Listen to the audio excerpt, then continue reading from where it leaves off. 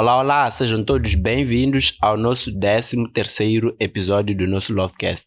E no episódio de hoje trago uma convidada super especial. Mas antes de apresentar a minha convidada, deixe-me dar os recados importantes. Recado número 1.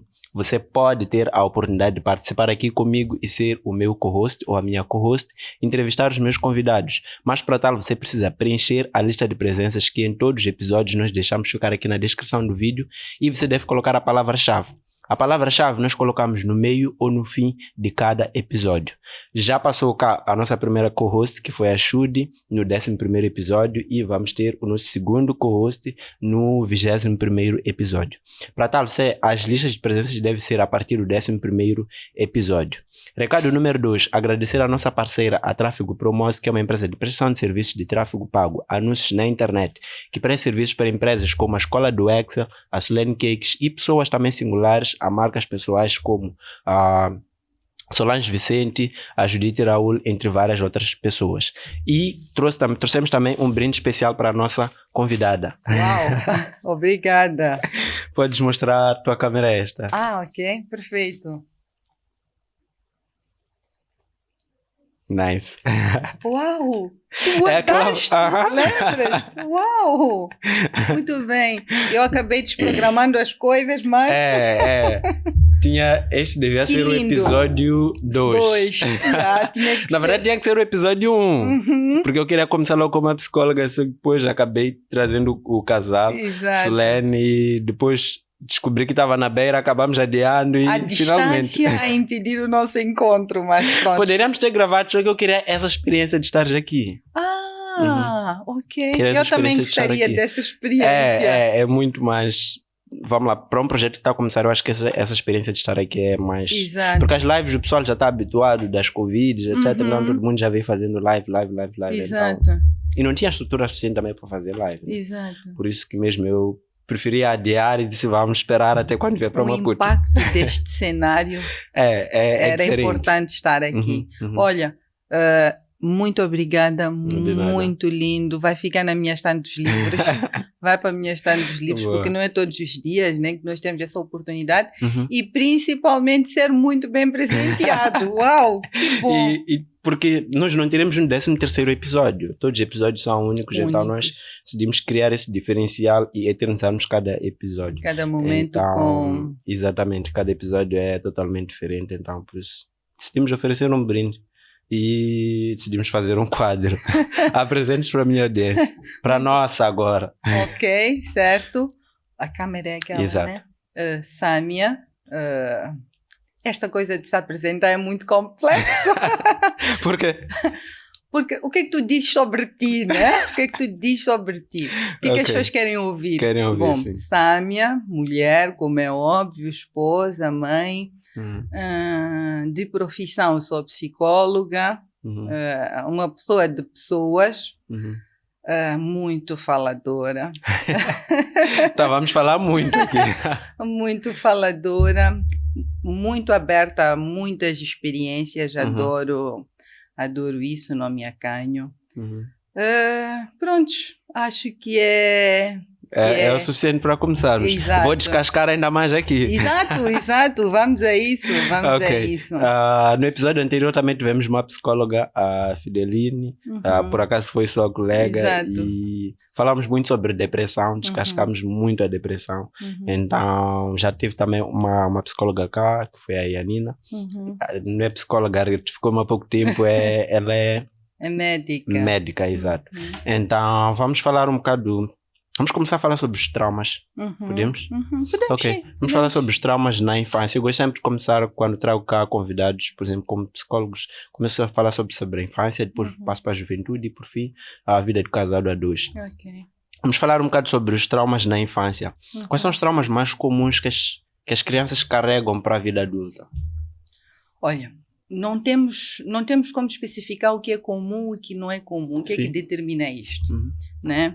Porque nós temos experiências de vida. O que poderá traumatizar a uma criança, ao Edilson, que foi uma criança, e o que poderá traumatizar a Sâmia, são coisas diferentes. Não há aqui comum, mas usando essa brecha, geralmente os traumas acontecem no ambiente onde a criança está, com os estímulos que tem, com a educação que os pais dão, com a rigidez ou não que a criança tem, com as expectativas que a criança tem em relação à vida, a que os pais, os educadores, professores poderão dar, né? Se, por exemplo, ele espera que se fizer isso vai receber coisa X e recebe uma punição, nós temos ali uma abertura muito grande, poderá não ser naquele momento, mas grava-se uma memória que a posterior poderá fazer diferença na vida desta criança que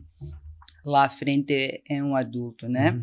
Então nós não temos assim fatores comuns, fatores específicos. Várias coisas poderão causar um trauma. Tirando o aspecto familiar, a fase escolar, nós temos situações de vida mesmo que nos acontecem, acidentes, né? Fobias pelos cães, animais, por exemplo, cair de uma árvore, o que poderá fazer com que a pessoa perca, de certa forma, o espírito de aventura, né? Então, muitos acontecimentos podem levar a um trauma. Muitos acontecimentos podem levar a um trauma. Não sabemos qual, não é possível, porque nós costumamos dizer, para traumatizar, né, a pessoa precisa ter sofrido significantemente com aquilo. Como é que nós sabemos se a pessoa sofreu ou não? Não é? Então... E para a pessoa traumatizada tem que sofrer com alguma coisa de forma significativa. Por isso que é um trauma, é uma ferida, é uma brecha, é uma ruptura, é um trauma. Se não sofreu, se não causou dor, se não guardou mal informação, se não interpretou mal aquele evento, não vai ser um trauma, vai ser uma experiência de vida positiva, vai ser um momento agradável. Da mesma forma que nós guardamos memórias boas e não chamamos de trauma, chamamos de lembranças, chamamos de saudades, né? Sim. O trauma é a mesma coisa. Só que para se considerar trauma, precisamos dizer que a pessoa sofreu, teve dor, teve consequências, interpretou mal, guardou mal aquela informação. Então, é o trauma causado por alguma coisa má. Da mesma forma que coisas boas são gravadas, guardadas, eternizadas como boas. E temos como identificar que isso já é um trauma, por exemplo? Temos como identificar. Não sei se logo na altura, porque na altura não sabemos se é um trauma ou se é um stress pós-acontecimento, não sabemos. Sabemos que é alguma coisa que a pessoa está com dificuldades, mas se vai gerar trauma, se vai trazer consequências para a vida, para o desenvolvimento, se vai impedir o indivíduo de agir com naturalidade, em detrimento daquilo, fica... Só mais para frente é que vamos saber. Fica a questão. Sim, porque quando nós falamos de trauma, estamos a falar que é uma ferida que a pessoa tem uma memória que poderá impedir a ela de andar para a frente. Porque ela não quer ter uma experiência parecida sabe que causa dor, percebes? Então é um bocado... E como é que... depois tivemos o trauma, como é que nós começamos o tratamento? Na infância. Pode ser na juventude, já uma vez que naquele exato momento a pessoa pode não identificar aquilo como um trauma e só virá se manifestar, por exemplo, na juventude ou já na fase adulta. Quando nós falamos de trauma, nós estamos a entrar para dentro daquilo que são as ansiedades, né? Os pensamentos fóbicos, os pensamentos ansiosos, os pensamentos de evitação. Né? Dentro da psicologia, nós temos aquilo que é dessensibilização sistemática. O que quer dizer isso? Se eu tenho medo de uma coisa específica, o único tratamento possível para essa coisa específica é eu ir dessensibilizando, ir enfrentando o meu medo gradualmente. Agora tu vais me dizer, Sâmia, eu não posso enfrentar um acidente. Não, tu não podes enfrentar um acidente, mas tu sabes que é um risco as coisas já acontecerem, quer seja por descuido teu ou dos outros, pode acontecer, mas no entanto a vida precisa continuar. Eu vou precisar continuar a andar de carro, eu vou precisar fazer as coisas, eu vou precisar enfrentar aqueles meus medos de certa forma. Então, o tratamento para os traumas é basicamente este entendimento, né? Esse trabalho que é feito para o indivíduo se distanciar daquela memória que foi gravada e do momento presente em que ele está, né? Se tu não percebes que, olha, aquilo foi uma situação de vida, gerou isso, guardou esta informação, não quer dizer que vá acontecer, que a probabilidade, a pessoa está com aquele pensamento negativista, né? Vai acontecer, se já aconteceu, eu tenho medo, eu vou evitar. Então, o tratamento passa basicamente por enfrentar de forma gradual, porque não se pode... Sim, ir logo. De forma gradual. Agora, tu vais me perguntar, Sami, o tratamento tem que ser necessariamente com psicólogo? Depende dos níveis, né? Nós temos os níveis, pode ser médio, leve ou grave.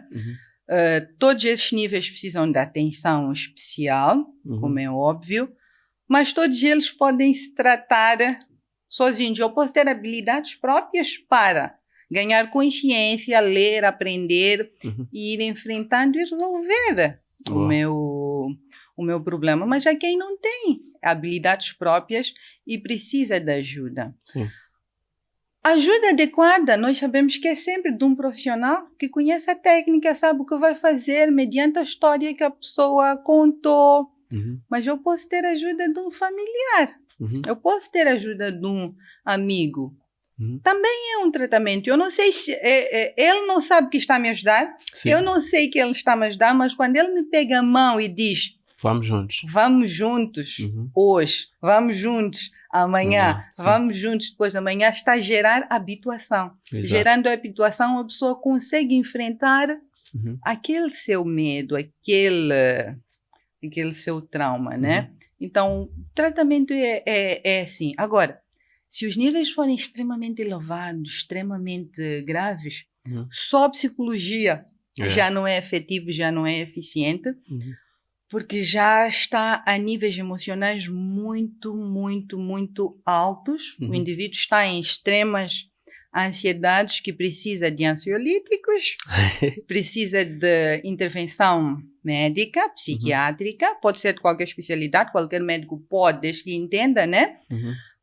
Pode passar estabilizadores de humor.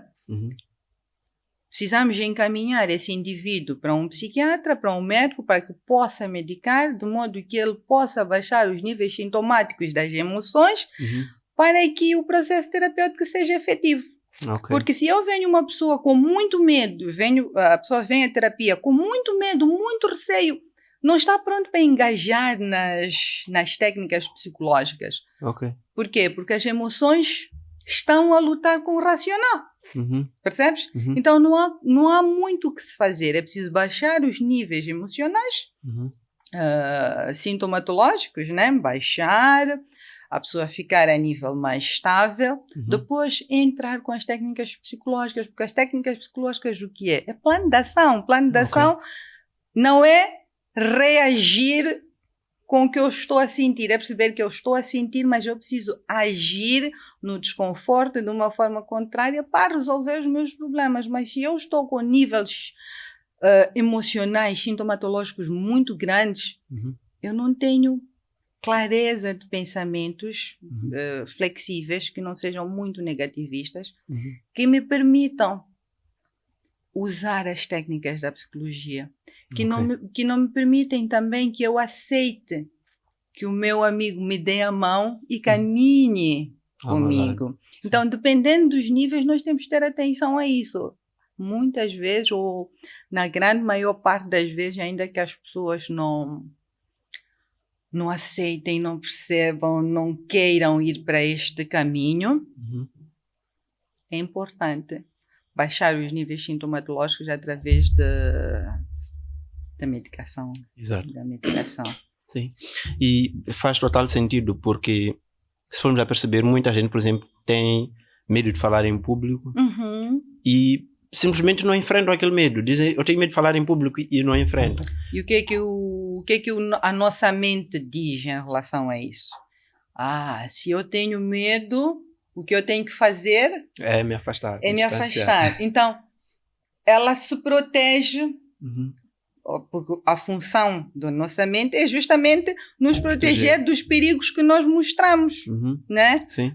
Se eu percebo aquela situação como perigosa para mim, a minha mente vai fazer o quê? Trabalhar junto comigo em função de me dar recursos para eu não enfrentar aquilo que é. Exato. Aquilo que é perigoso, que é um perigo para nós. Exato. Então, é isso. Nós temos que enfrentar os nossos medos e faz total sentido. E não tem outra forma de superar. Não tem especificamente alguma forma, não tem. É importante nós irmos lá, fazer o que é esperado. Hoje vai ser difícil, amanhã vai ser difícil, porque é assim, eu estou a agir de forma contrária, eu estou a agir no desconforto, eu estou a mostrar aquilo para mim é uma situação de perigo. Mas se eu não enfrentar o meu perigo, estar sempre nos meus refúgios, eu não vou sair do problema. Por quê? Porque a psicologia diz que indivíduos, nós, pessoas, somos perfeitas máquinas de guardar energia. Nós não queremos gastar energia. Sim. E quando eu estou habituado a fazer alguma coisa de determinada forma, que é fugir das coisas, eu não gasto energia. Por quê? Sim. Porque aquilo é um hábito que eu conheço, né? Sim. Que não preciso de mandar esforço nenhum. Para eu agir de forma contrária, mudar este meu hábito, quer dizer que eu tenho que enfrentar. Para eu enfrentar, para mudar padrões, né, perceptíveis daquela coisa, eu preciso gastar energia. E o organismo... Ele vai dizer, pera lá. Não, mudar, ganhar outro hábito, começar com esta rotina, fazer isso, mas aquilo... O nosso cérebro, a nossa mente não está preparado ou não quer gastar energia, percebes? E as pessoas que vencem na vida são aquelas que vão contra os seus medos, ou não porque nós achamos que ele não tem medo de nada, ele enfrenta tudo, não é porque eu não tenho medo de estar aqui em frente às câmeras a entrevistar, eu tenho esse medo, mas eu decidi enfrentar o medo, estou aqui, então é isso, pessoal, nós temos que enfrentar os nossos medos e para podermos dar certo na vida, temos que enfrentar os nossos medos. De forma consciente, né? Temos que perceber quais são estes medos. Também não podem ser medos que... Vamos lá falar de favelas. Não é a nossa realidade. Não sei que eu saiba. Mas nós, como consumimos muito do Brasil, nós sabemos que há favelas e há perigos reais. São perigos reais e eu tenho que ter medo, eu tenho que ficar extremamente ansiosa. Só o ouvir já me causa o trauma, já me gera trauma. Então eu não vou simplesmente enfrentar um ambiente porque eu tenho que desafiar, né? Então nós temos que ter consciência de que medos nós precisamos ultrapassar, né? O que é que me gerou trauma, né? O que é que eu tenho que ultrapassar para viver em equilíbrio, mesmo que eu tenha sido vítima da vida, né? Então eu preciso ter essa consciência. Ok, enfrentar os meus medos. Quais medos? É realístico? Eu posso fazer isso. Por exemplo, dentro dos traumas, nós temos aquele trauma do palhaço. Né? Muita gente tem trauma, fobia, medo de palhaço. Mas tu precisas enfrentar isto? Precisas tratar este trauma? Faz diferença na tua vida? Quantas vezes tu encontras palhaços? São poucas vezes. Então, nós temos que ser críticos em relação a isso. O que é que eu vou enfrentar? Como é que eu vou enfrentar? O que é realista? Porque há vezes que há medos que é melhor não mexer com eles, né? Porque não é realístico tu queres ultrapassar coisas que não vão fazer diferença significativa na tua vida. Falou muito da ansiedade. Vamos falar um bocado da ansiedade. Eu acredito que muita gente é ansiosa ao nível extremo. é normal sentirmos um bocado de ansiedade, etc. Nós somos seres ansiosos. É importante. Sim. Mas quando é que nós identificamos que isso está a passar dos limites? Por exemplo, somos muito ansiosos, estamos sempre ansiosos, vivemos sempre em ansiedade. Como é que nós identificamos isso? Até que ponto essa ansiedade já passou dos limites e precisamos tomar atenção? Ok. Nós temos que ter em conta alguns aspectos. Estivemos a falar sobre isso, né? Eu sou uma pessoa extremamente ansiosa. E a minha ansiedade leva-me a uma ansiedade fóbica, a um medo. E qual é que é o meu medo? Exposição, né? Falar em público, fazer uma apresentação, percebes? Então, este é o meu medo. Mas eu tenho que olhar para este meu medo e me perguntar, isto é normal, eu consigo enfrentar ou não? Que desculpas eu invento para não fazer as coisas que são esperadas que eu faça por conta desta minha ansiedade? Até que ponto essa minha ansiedade me incapacita, vamos lá assim dizer. Todos nós temos que ter, é importante que tenhamos, porque é uma emoção protetora nossa, né? Todos nós temos que ter emoção, temos que ter ansiedade a um certo nível. A avaliação que eu como indivíduo tenho que fazer é até que ponto isso é prejudicial para a minha vida. Até que ponto isso me impede de fazer as coisas. Até que ponto isto me limita. Eu não queria usar termos técnicos, né? Até que ponto isto compromete a minha qualidade de vida? Vamos trazer um exemplo prático do dia a dia para questões de ansiedades da apresentação, métodos fóbicos. Quem de nós não passou por uma escola? Quem de nós não passou por uma faculdade? Quem não teve medo de fazer uma defesa? Todos nós tivemos. Eu tenho uma história terrível, que eu desmaiei até. Sério? Quem não passou por isso? Todos nós ficamos ansiosos, ficamos com medo, ficamos o que o professor vai dizer, qual é que é a avaliação dele, não sei o quê. A diferença põe-se no seguinte: a Sâmia está ansiosa, a Sâmia tem medo, a Sâmia está insegura, o Edilson também. Sabemos que aquilo é normal ou não, porque não temos crítica em relação a isso. Vamos lá e fazemos. Nós dois vamos lá e fazemos. No entanto, temos o Milton. Pois, no entanto, temos o Nilton, que faz parte do nosso grupo. No dia da apresentação, tem dor de cabeça, pai morreu, apanha, diarreias, fica com desarranjos. Todas as apresentações, ele... Isso, o que é que nós estamos a dizer? Ele está com um nível de ansiedade, de exposição, já não é aquele normal que nós temos que ter porque estamos a fazer coisas importantes. Não. Ele já tem um nível elevado. Porque ele inventa tanta história, tanto aquilo causa-lhe tanta dor, tanto desconforto, que para ele o que lhe vai gerar alívio, o que lhe vai gerar conforto é fugir que enfrentar. Há comprometimento ou não há? Há falta de coerência ou não há? Por quê? Porque ele sabe que está numa faculdade. Ou ele sabe que ele está numa escola. Para passar por aquele processo, ele precisa defender. Se ele não defende, se ele foge, estamos a dizer que ele está a sentir alguma coisa que fazem barreiras para o desenvolvimento dele.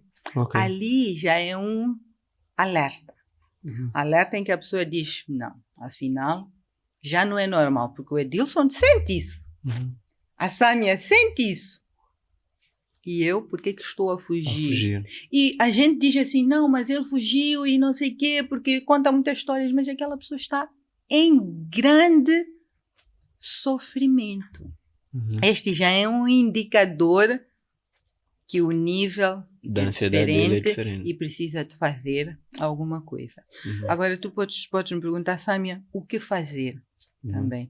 Da mesma forma que nós falamos do trauma, dependendo de qual for o trauma, como é óbvio, a importância de enfrentar gradualmente, a importância de perceber que a vida é isso, se eu não fizer, se eu não passar por esse teste, vou continuar na mesma situação. Com transtornos ansiosos, não há diferença. Se o problema for este, por exemplo, é importante, se eu souber que eu tenho uma ansiedade, preparar, dominar a matéria, fazer o que é preciso ser feito, como procurar ajuda, ir com insegurança mesmo, começar a fazer gradualmente, defender em casa, defender com os colegas, preparar-se. Se estas estratégias já não forem efetivas, eficazes, procurar ajuda de outros profissionais que possam ajudar o indivíduo a enfrentar, como baixando os níveis sintomatológicos daquela emoção, através de uma medicação. A medicação vai atuar, poderá ajudar ele a enfrentar, e o ele fazer as coisas vai gerar uma habituação, vai gerar mudança de percepção, vai fazer com que ele perceba, não, eu posso fazer as coisas, desde que os níveis sintomatológicos estejam mais baixos, percebes? Sim. Então a pessoa vai fazendo com a ajuda de um estímulo, né? Vai fazendo com a ajuda de um estímulo, mas essa pessoa precisa ter consciência de que aquele estímulo não pode ser eterno. Né? Eu tenho que fazer e depois tenho que fazer um desmame, mas entretanto eu estou num processo de habituação, eu enfrentei, eu já tenho crítica, eu já sei que na verdade aquilo não é o pior cenário do mundo, só que quando tu estás a níveis emocionais muito altos, tu não pensas de forma flexível, tu não pensas de forma positiva, tu és sempre negativista em relação. Então, baixando os níveis sintomatológicos, nós aumentamos a crítica, aumentamos o raciocínio, aumentamos a capacidade de enfrentamento, porque nós temos tendência a agir de acordo com a intensidade daquilo que nós estamos a sentir. Sim. Né? E não de acordo com o grau de pensamento lógico e crítico e flexível que deveríamos ter. O nosso pensamento lógico, crítico e flexível está condicionado ao nível de emoção que eu estou a sentir. Faço as interpretações que eu faço dos eventos, das pessoas. Boa. Vamos entrar agora para os relacionamentos. Falei muito sobre os relacionamentos. Enquanto estava muito atuante, né, nas redes sociais, em relação às publicações, o meu foco era muito relacionamento. Eu acho que é isso que nos guia no dia a dia, é relacionamento. Estamos aqui, é um relacionamento com eles, é um relacionamento. Sim, todos os dias, toda hora. Toda hora. Conosco próprios, temos um relacionamento. Relacionamento, sim. Exatamente. Então é importante que estejamos bem connosco mesmos, relacionemos bem connosco mesmos, para podermos relacionar bem com as outras pessoas. Quais eram as perguntas que mais recebia, assim, quando falava de relacionamentos nas redes sociais? Como lidar com a situação X? Como lidar com pessoa X, o que fazer para a pessoa X mudar o comportamento, e por aí vai. Era mais, as pessoas querem muito respostas prontas. Sim. Tu sabes o que é, tu sabes como se faz, então diz-me lá o que é que eu vou fazer. Eu digo, não sei. Porque cada pessoa é uma pessoa. Exato, isto é improvável, porque a pergunta é muito direta, muito específica, e quero uma resposta assim, quando tu dizes, não sei, é preciso explorar outras questões. Tu tens fatores próprios, teus, né? Mas, no entanto, tu não sabes se a outra pessoa também tem. Exatamente. Mas falou de mudar a pessoa. Vamos começar por aí. Nós podemos mudar alguém? Não, nós não podemos. Eu não posso mudar o Edilson. Mas o Edilson, mediante as minhas queixas, não gosto deste termo, as minhas chamadas de atenção, poderá demandar algum esforço para fazer mudanças em detrimento de um relacionamento que eu tenha contigo, né? Da mesma forma que o Edilson pode mudar a sua forma de estar, a sua forma de fazer as coisas, a sua forma de falar com as pessoas mediante o entendimento de que há necessidade de eu fazer isso porque isto gera-me ganho x, y, z, né? Mas eu não te mudei. Sim. Eu não te mudei, eu simplesmente plantei ali alguma coisinha em que tu percebeste que é importante, poderá fazer diferença para a minha vida, poderá fazer diferença para esta relação, poderá fazer diferença para outras relações. Eu, se calhar, vou começar a demandar este e aquele esforço para melhorar neste, aquele aspecto, a partir de uma concordância. Sim. Né? Ok, se eu concordo com isto e eu acho que vale a pena, ali o que é que está? Ganhas uma consciência e demandas algum esforço, encontras estratégias próprias para mudar.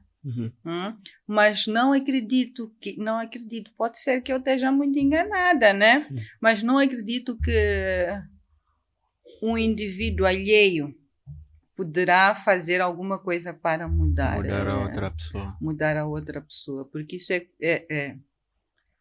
precisa ser internalizado, precisa ser aceito, a pessoa precisa ter este entendimento e, a partir daí, fazer as devidas mudanças próprias, né? Okay. Mas é claro que nós temos influências para se chegar a uma mudança, porque às vezes, se eu não te influencio de forma positiva, se calhar aquele teu hábito que gera desconforto, aquele teu hábito que não te permite sair de onde tu estás, não vai acontecer nada porque ninguém te influenciou a tu fazeres um esforço para mudar aquilo que é um problema. Quer seja para ti, quer seja para o outra outro, pessoa. Né? Ok, boa. Faz sentido. Nunca tinha ouvido nessa perspectiva, né? As pessoas sempre diziam, ninguém muda ninguém, mas nunca explicavam dessa forma de que nós podemos mudar ou ter uma influência sobre a outra pessoa para que ela mude um determinado comportamento. Eu queria te dar um exemplo. Não sei se Sim, está aberto a isso. Fica à vontade. Eu estou casada há 6 anos, 6, 7, por aí, não sei ao certo. Eu sou uma pessoa extremamente agressiva, aliás, é visível na minha forma de verbalizar, né? Eu sou uma pessoa extremamente agressiva. Uma coisa é ser agressiva na forma que tu falas, outra coisa é ser agressiva, ser indelicada, ser grossa, e eu me caracterizava desta forma. Eu conheci um indivíduo que é o meu marido, né? Quando nós estávamos a namorar, eu comecei a frequentar a casa dele muitas vezes, onde já tinha autonomia para mudar isso, falar isso, sugestionar isso. E precisava de fazer isso com quem? Dentro da casa dele. Com os funcionários que ele tinha. E o meu marido tinha funcionários que estavam com ele 10 anos antes de eu aparecer na vida dele. Que tinham uma forma de estar, e eu queria tudo. Tem que ser, porque é assim, mas é assim, tu podes dizer tem que ser, sem ser agressiva, sem ser invasiva, sem ser indelicada. E eu era, tipo, muito grossa. E ele foi observando a minha forma de estar, este meu comportamento. Eu conto muito essa história. Até que um dia ele também muito desagradado, acredito eu, chamou-me e disse-me, Sâmia, sabes, tu nem pareces a pessoa que és. Nem pareces ter a formação que tens, nem pareces ajudar as pessoas neste sentido, mas tu não és coerente. Ou seja, dizes para os outros fazerem, mas tu estás a mentir, porque tu não aplicas na tua vida. Eu não posso tratar alguém que eu sei que aquilo não aplico, não posso. Tu estás a mentir para ti, estás a mentir para as outras pessoas. Tu não és nada diplomata. Foram as palavras dele. Eu olhei para aquilo e eu disse, eu não sou nada diplomata, eu sou grosseira a este nível. Eu estou a criar aqui conflitos, eu estou a desrespeitar pais de família que vêm aqui ganhar o seu pão e eu estou nessa minha postura rude, agressiva, arrogante, desnecessariamente. E alguém apontou-me o dedo em relação ao meu comportamento dentro do ambiente. Porque aquelas pessoas são pessoas que estão ali para nos ajudar e não para ser espizinhadas. E aquilo caiu uma ficha. Caiu uma ficha. Ele também é psicólogo? Ele não é psicólogo, ele é engenheiro. aquilo caiu uma ficha e eu comecei a demandar esforços contrários para aquele meu comportamento, porque tu vê, Dilson, quando eu fazia mal às pessoas, eu ficava mal. Ok. Os meus níveis emocionais estavam tão altos porque eu estava a agir a níveis de emoção. Eu ficava irritada com eles por isto e mais aquilo, e eu agia de acordo com a minha irritação. Ok. E não percebia as limitações daquelas pessoas para alguma coisa, para algum entendimento. Na minha cabeça tinha que ser, eu era pouco flexível. Né? Não tinha esta abertura. Não, explica mais uma vez, vê como é que vai ser, ensina as pessoas, porque as pessoas não têm as mesmas oportunidades, as pessoas não conhecem as coisas que tu conheces. E foi assim. Até que eu comecei a gerar mudanças, fazendo esforço, regra de 5 segundos, contar, respirar antes de responder, pensar, não responder pau a pau, ok? Tu falaste, tu fizeste, eu tirar um tempo para beber água, olhar para o lado, respirar fundo, contar 5 segundos, mudar o estímulo, né? Se eu estou muito atenta àquele problema, eu preciso focar em outra coisa para poder depois ter clareza sobre aquilo. E eu fui usando estas técnicas na minha vida. E quando eu me apercebi da minha mudança, quando é que tu te apercebes das mudanças? Quando o teu ambiente melhora. Ok. Quando as pessoas que tu agredes são mais amáveis contigo. São mais abertas contigo, são mais prestáveis contigo, estão mais dispostas a colaborar contigo, estão mais dispostas a fazer as coisas contigo e não já que ela é chata, eu também vou ser chata. Okay. Toda a gente começa a ter abertura, o teu ambiente começa a ficar mais fluido, mais agradável e tu começas a notar diferença porque tu observas o teu ambiente. Okay. E as queixas que tu recebias, tu passas a não receber. E eu, quando comecei a olhar para determinadas situações que eu tinha explosões X e parei de ter, nossa, eu sou outra pessoa. Porque nós, a princípio, não somos nós que percebemos as mudanças, né? São os outros. Mas muitas vezes os outros também não reforçam aquele nosso comportamento positivo. Sim. Não reforçam, não nos dizem. Então nós não sabemos se estamos a mudar ou não. Este é um grande mal, né? Se eu estou a mudar, tu identificaste que eu tinha um erro, é importante que o teu familiar, o teu namorado, o teu amigo, o teu filho, olha, agora estás no caminho certo, estás a melhorar. Eu não tive isto, né? Assim, dito assim. Se calhar até tive, eu também não estive atenta para observar. Sim. Samia, quanto tempo demorou até tu seres uma outra pessoa? Quanto tempo demorou até tu mudares? Lembras daquela pergunta, né? Foram 4 anos. Sério? 4 anos. Quando eu olhei para trás, aquele momento, vamos lá ver, desde que o Manuel disse-me isso até hoje, quanto tempo passa? 4 anos passou-se. Ok. 4 anos, tu dizes, muito tempo, ok. Mas o resultado é claro. É claro. O que é que acontece nestas mudanças? Muitas vezes o gastar energia. As pessoas não querem gastar energia para ter mudanças que sejam frutíferas, que sejam proveitosas, que vão melhorar a qualidade de vida, que vão melhorar o ambiente. As pessoas precisam querer gastar energia, precisam querer sair daquilo que está mal, precisam agir no desconforto para efetivamente se perceber mudanças. Exatamente. Hoje, eu posso dizer, com A mais B, usando o exemplo próprio, que é possível. Leva o seu tempo, precisamos ser consistentes. Precisamos ser consistentes. Não vale a pena dizer, hoje eu não vou gritar, mas amanhã não tenho controle para não gritar. Então, precisamos ser consistentes, ser vigiantes, ser atentos naquilo que nós fazemos. Aprender a regular o nosso comportamento face aos estímulos, face às situações, face ao comportamento dos outros. Precisamos controlar aquilo que nós fazemos, independente de qualquer coisa. Porque o julgamento que as pessoas fazem sobre nós não é sobre o que eu penso, sobre o que eu sinto. Faz sentido. É sobre o que eu efetivamente faço. Percebes? Então ninguém está preocupado, mas ela fez aquilo, a Sâmia ficou irritada. Não, a Sâmia ficou irritada, mas teve uma escolha consciente para aquilo. A Sâmia, mesmo irritada, pode agir de forma adequada. Diferente.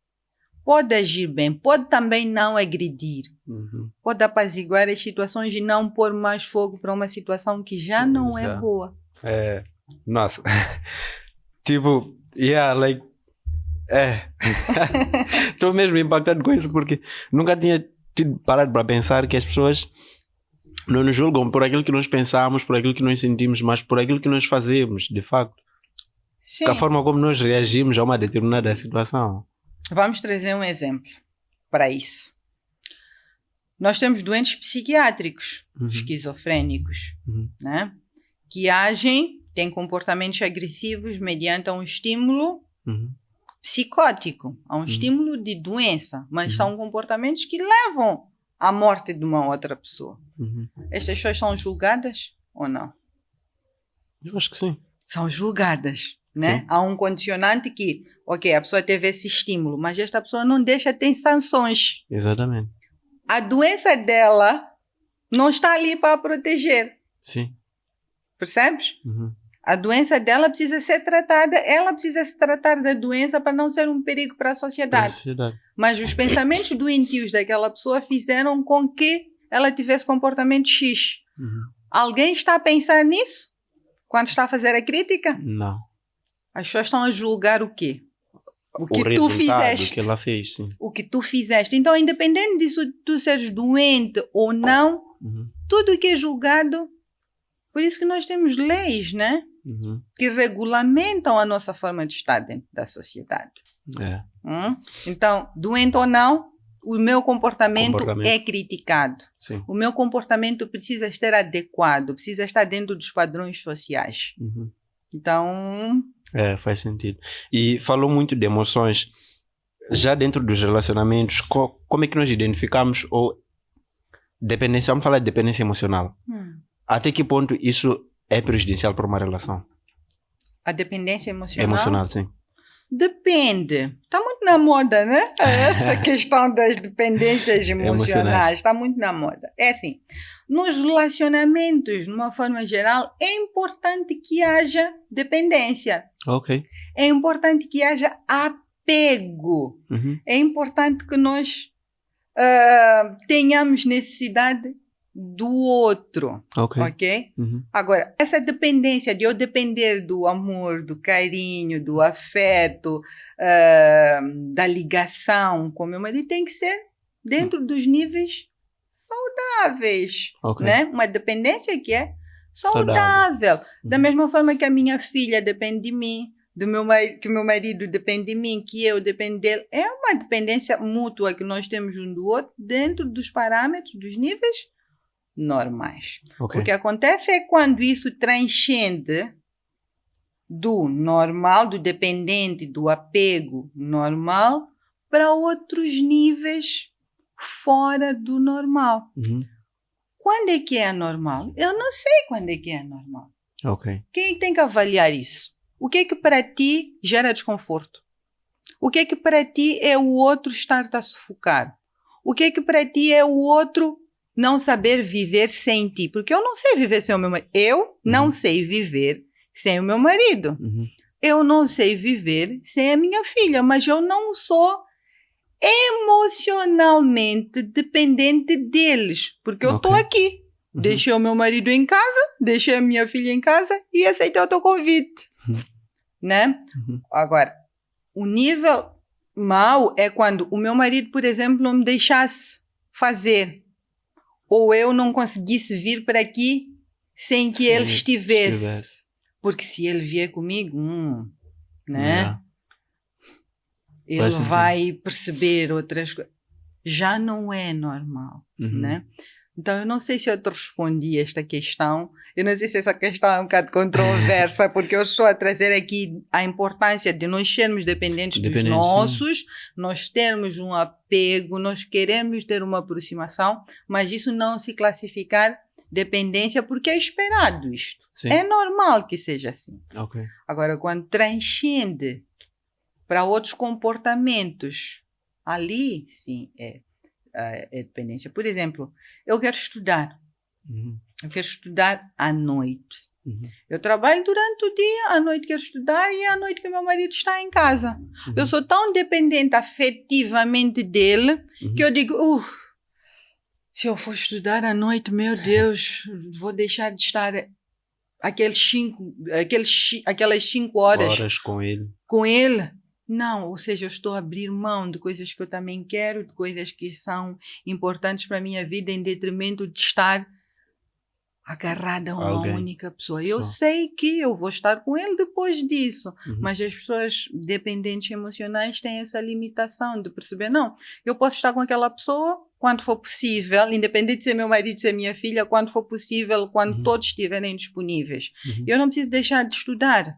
Eu vou estar com ele menos tempo, mas eu vou estar. Eu não preciso ficar todo o tempo com a pessoa. Exato. O que acontece dentro das dependências patológicas é exatamente isso.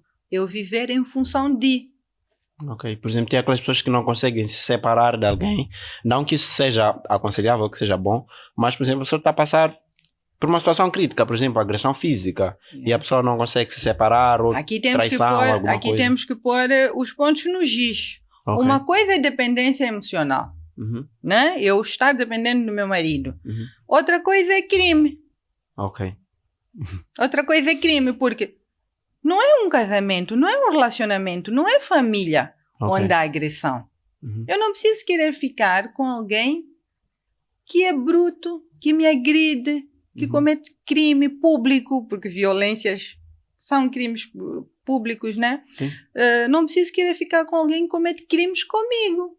Ok. Supostamente aquela pessoa que deveria me dar amor, carinho, abraçar-me, dar-me afeto. Sim. Né? Sim. Então, ali já é tóxico, já é patológico, já é doente. Né? Sim. Já não sei se isso é só dependência emocional ou são obsessões, ou estamos a transcender para transtornos de personalidades dependentes, porque nós, sabes, nós ouvimos ali que as pessoas são dependentes emocionais, mas as pessoas podem ter outros estímulos que fazem com que elas fiquem nesse estado, estejam sujeitas a determinadas situações. Ok.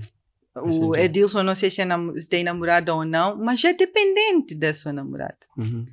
Ou da sua esposa, ou seja lá o que for, para ouvir alguma coisa, para mandar alguma coisa, para estar com aquela pessoa, percebes? Sim. Então aqui é uma distinção muito grande do dependente normal, o dependente doente, e as pessoas precisam perceber, se esta pessoa está doente por quê? Por quê?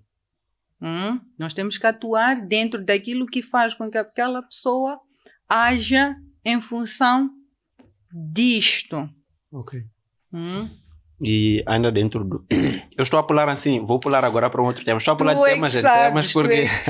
Tu é que sabes. Tenho que tentar explorar o máximo que puder. Pronto, para trazer diferentes pontos, né? Porque a doutora Sama pode dizer uma coisa, a Sâmia pode dizer... vai dizer uma coisa, não. Vai explicar de uma forma diferente. Por exemplo, a Fideline também explica de uma forma diferente. Cada pessoa vai perceber de acordo com o seu nível de entendimento, ou pode perceber contigo, mas não perceber comigo, pode perceber com a Fidelina. Então, é por isso que eu vou pular assim para outro tema. Vamos falar um pouco sobre traição. O que a traição impacta na pessoa que trai a níveis emocionais? Ou... Sim, a níveis emocionais mesmo. O que a traição impacta na pessoa que trai e na pessoa que é traída? Na pessoa que trai? Ou o que causa, por que a pessoa tem essa motivação em querer trair, em querer se envolver com vários parceiros ou parceiras? Falta de boa conduta. Ok. Falta de segurança naquilo que quer. Falta de clareza. Falta de responsabilidade. Isso leva as pessoas de mau caráter a fazerem umas com as outras. Ok. Porque vê, eu, na qualidade de pessoa, quando decido estar com alguém, eu estou a tomar uma decisão de vida, né? Para eu não trair, eu tenho que dizer para mim, eu escolhi aquela pessoa, eu escolhi aquela situação, eu tenho que demandar esforço para dar bons resultados. As relações são conflituosas, são complicadas, são difíceis, não é todos os dias mar de rosas. Eu preciso saber ultrapassar estas coisas com sabedoria, com inteligência, com bom senso. Não é porque está difícil, porque não está bom, não está como eu queria, como eu desejava, que eu no primeiro momento vou para outra, viver um momento de prazer. Né? Então, parte-se do princípio de haver um comprometimento para tu não fazeres o que não é esperado do indivíduo que decidiu estar com alguém. Ok. Sim.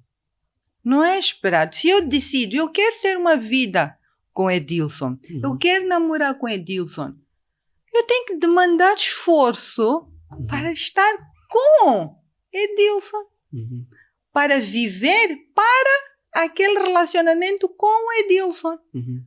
E se eu achar que nós não nos ajustamos, as coisas não vão de encontro com o que é esperado para mim, ele não me dá, ou eu não dou, ou nós não estamos a fazer o link, eu preciso ser adulto o suficiente para sair. O que infelizmente não se vê é jovem comprometido, é jovem situado. Ou pessoas, ou homens, ou mulheres, adultos ou não, situados que sabem o que querem, que têm um comprometimento para com a dignidade dele como pessoa, para com a dignidade para com o outro, que tem a responsabilidade emocional, que tem a responsabilidade social, né? Então, as pessoas preferem fazer mal de uma forma porca, que fazer mal na mesma e dizendo, olha, não estamos prontos um para o outro. Vai gerar mal também. Sim. Mas tu vais sair e não vais causar mal, porque o problema da traição é justamente tu estás a fazer mal a alguém que tu te comprometeste a estar com. A pessoa. Então, no meu ponto de vista, é isso, falta de clareza, falta de maturidade, falta de objetivo de vida. Pessoas que não estão situadas, querem experimentar tudo e mais alguma coisa. Sim. Não vou me esticar. E para a pessoa que é traída? Bom, como é que isso a pessoa que é traída está sempre a receber alguma coisa. E eu tenho que agir mediante aquilo que me dão. E fazer escolhas. Da mesma forma que o Edilson precisa ter clarezas sobre como agir com o outro, dentro daquilo que são os teus princípios, valores, conduta, né, do que tu fazes. A outra pessoa também tem que ter. Eu tenho que pensar o que é que eu vou fazer em relação ao comportamento que o outro teve comigo. Sim. O Edilson decidiu me trair e eu tenho que perceber o que é que eu quero com essa traição que ele me fez. Até que ponto essa traição afeta a minha vida? Até que ponto eu aceito essa traição? Até que ponto? Como é que eu percebo isso? Como é que eu vejo? O que é para mim uma traição? E a partir daí fazer alguma coisa em relação ao que o outro fez contigo, em relação ao que tu estás a sentir. Trazendo exemplos práticos. Alguém pode me trair. Vamos trazer meu marido. Pronto. Vamos trazer o coisa do meu marido. Por qualquer situação possível, meu marido trai-me. Na minha cabeça, traições não são permitidas. Sim. Mas eu sei também que há influências, há coisas que podem fazer com que ele me traia. O que é que eu vou fazer com isso que ele me fez? Abandonar o barco? Não. Se é dentro do casamento, pronto, conversar, né? Procurar perceber até que ponto o que é que normalmente é observado na sociedade? Só apontam um erro, por exemplo, da pessoa que trai. Exatamente. Que esforço eu estou a demandar para perceber aquela situação? O que é que eu quero fazer com aquela situação? Por que o meu marido fez, em que circunstâncias, apesar de que é tudo sempre muito consciente, né? Sim. Nós estamos a abrir espaços, porque se estamos a falar de um casamento, eu não posso decidir sair simplesmente porque aconteceu isso. Sim. Até que ponto a doutora Samia teve influência para essa traição acontecer também? Também. Então são muitas questões complexas. Mas qualquer das partes precisa ter um posicionamento sobre como quer uma relação. Sim. Há pessoas que aceitam, né? Sim. Há pessoas que aceitam, tanto que está na moda. Eu espero que vocês saibam, está na moda haver bares de troca de casais. Okay. Traições consentidas. Ok. Essa eu não sabia. Tá, então, está na moda. Okay. Eu sei disso por conta da prática de receber, né? Prática clínica. Sim. E também está na moda casais de faixas etárias muito diferentes. Mas que não querem abrir mão por conta dos interesses que os mantêm naquela relação, não querem abrir mão, mas entretanto têm casos. Isto é ou não é uma traição? Isso dúvidas. Não é fugir daquilo que é o compromisso que eu teve com o parceiro. Mas as pessoas estão a viver isso. Sim. Estão a viver isso. Estão a fazer estes acordos de traição. É isso. Mas falando já de relacionamentos com pessoas de faixas etárias totalmente diferentes, até que ponto isso influencia ou impacta, por exemplo, vamos lá, uma jovem de 18, 19 anos está a se envolver com um senhor de 30, 40 anos. Até que ponto isso impacta na saúde emocional ou psíquica dessa jovem, por exemplo?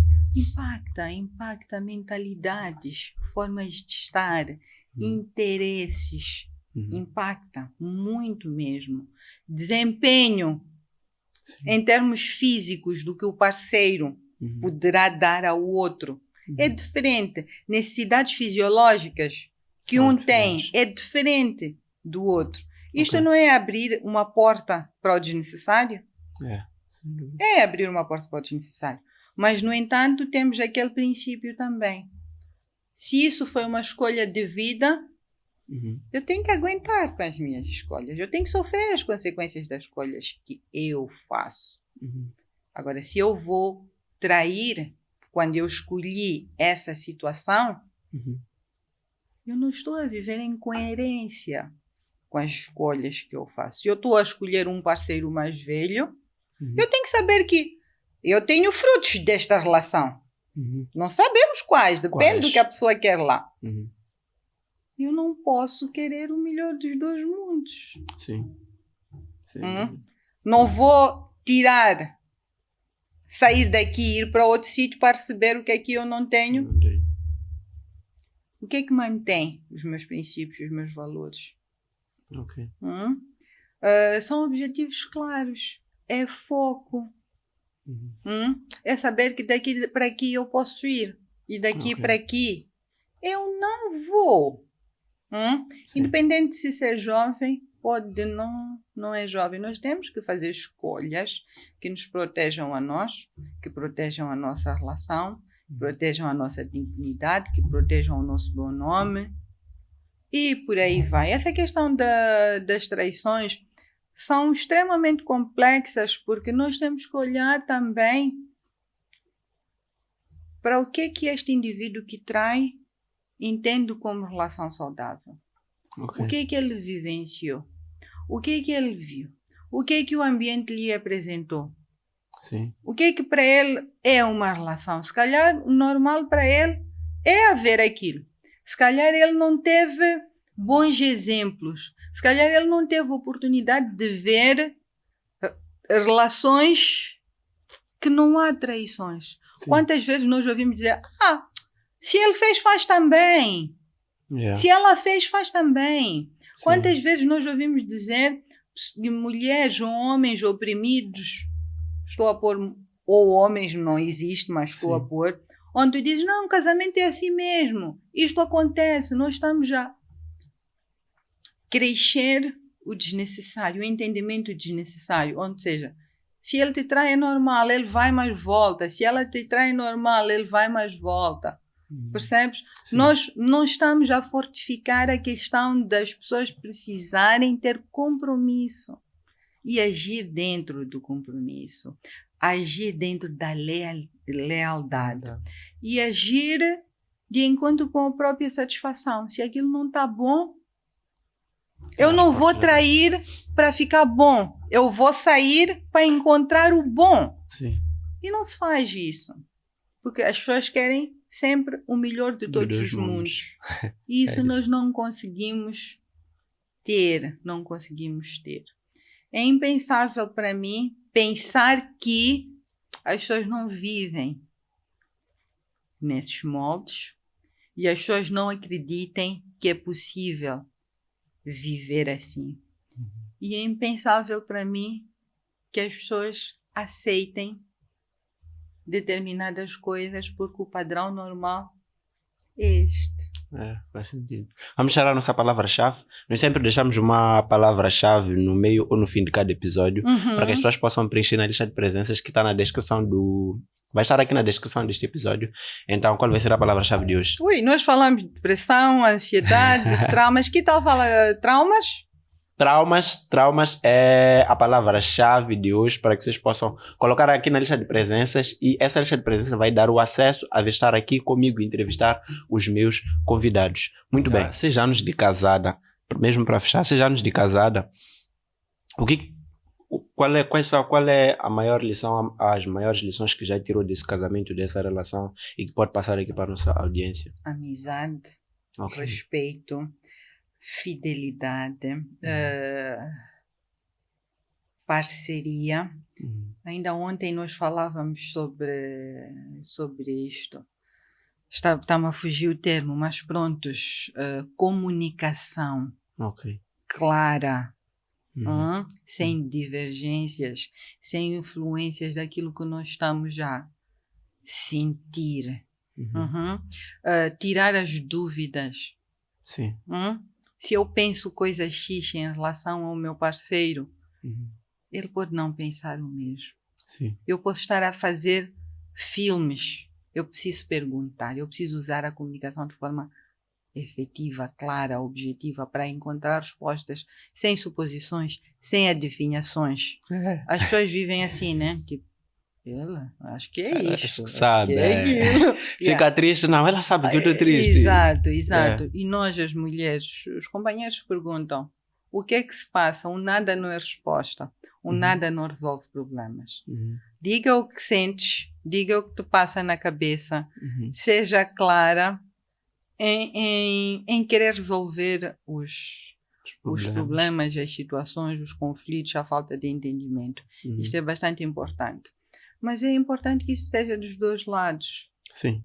E às vezes é impossível. Um tem essa abertura, tem essa flexibilidade, tem esse mindset, tem essa open mind, mas outros não. Então é importante que os dois estejam alinhados, trabalhem esse alinhamento, trabalhem esse objetivo, conversem do ponto de vista se estão no mesmo caminho, antes de qualquer coisa, para quando vier os problemas, para quando eles tiverem que ultrapassar os problemas, possam saber como, de que forma, mediante ao que já foi traçado desde o início, desde sempre. Então, eu diria que a chave de tudo é uma boa comunicação.